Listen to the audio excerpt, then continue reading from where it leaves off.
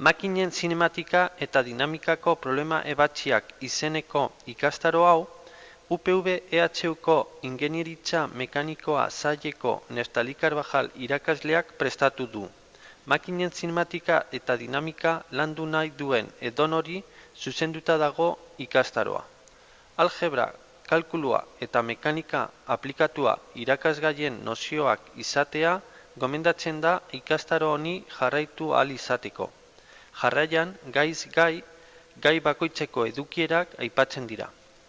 Lehenengo gaian, mekanismoen eta makinen oinarrizko kontzeptuak eta sailkapenak ikusten dira eta mekanismoen askatasun maila kalkulatzen da.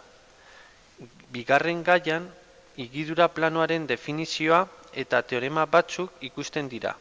Honetaz gain, higidura planoa duten mekanismoetan, abiadurak, azelerazioak eta inflexio zirkunferentzia kalkulatzen dira. Hirugarren gaian, mekanismo planoen azterketa zinematikoa zertan datzan ikusten da. Grashof legea lauki giltzatuen aplikatzen da eta metodo analitikoak eta numerikoak ikusten dira. Askatasun maila bakarreko mekanismoetan abiadurako eta azelerazioako eragin koefizienteak lortzen dira. Laugarren gaian, espekak ukipen zuzeneko mekanismoak direla kontuan hartuz, erlazio matematiko bat lortzen da. Aldi berean, espekak diseinatzeko oinarrizko legea eta jarraitzailearen desplazamendu funtzio ezberdinak ikusten dira. Honetaz gain, espeken profilak grafikoki eta analitikoki lortzen dira. Bosgarren gaian, engranajei sarrera bat eman ondoren, engranajearen lege nagusia ikusten da.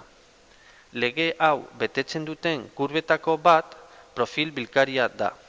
Profil bilkariz eraikiteko hortzetan, taiatze interferentzia ikusten da. Hortz zuzeneko engranaje zilindrikoetan, ukipen erlazioa kalkulatzen da. Azkenik, hortz zuzenduen aplikazioak eta engranaje tren arruntak eta epizikloidalak aztertzen dira. Seigarren gaian, bi problema dinamiko mota ezberdintzen dira. Bata alderantzizkoa edo zinetostatikoa eta bestea zuzena. Problema dinamiko alderantzizkoaren helburua, akzio eragileak eta junturen erreakzioak kalkulatzea da. Mekanismoaren geometria, zinematika eta akzio erresistenteak ezagunak diren kasuan. Horretarako, bi metodo erabiltzen dira. D'Alembert metodoa eta potentzi birtualen metodoa.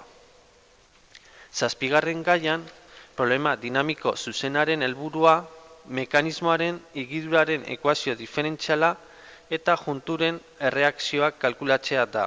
Mekanismoaren geometria, akzio eragileak eta erresistenteak ezagunak diren kasuan. Honetarako, hiru metodo erabiltzen dira. D'Alembert metodoa, potentzi birtualak metodoa eta Zukowski metodoa.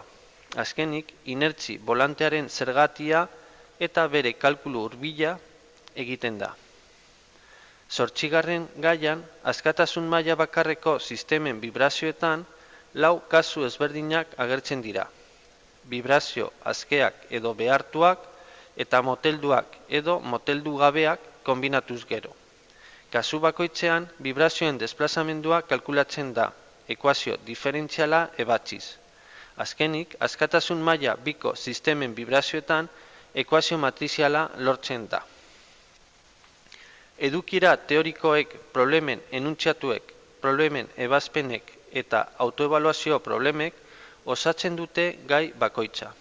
Eta ikastaro honen gai guztiak ikasteko iraupena 15 astekoa da. Ikastaro honi probetxua ateratzeko gaiz gai honako lau pausuak sekuentzialki jarraitzea komeni da. Lehenik eta behin teoria ikastea. Bigarrenik problemak ebazten saiatzea. Ebazpenari erreparatu gabe. Hirugarrenik ebazpenari erreparatuz ondorioak ateratzea. Eta azkenik autoebaluapena burutzea. Disfrutatu eta aprobetxatu dezazuen.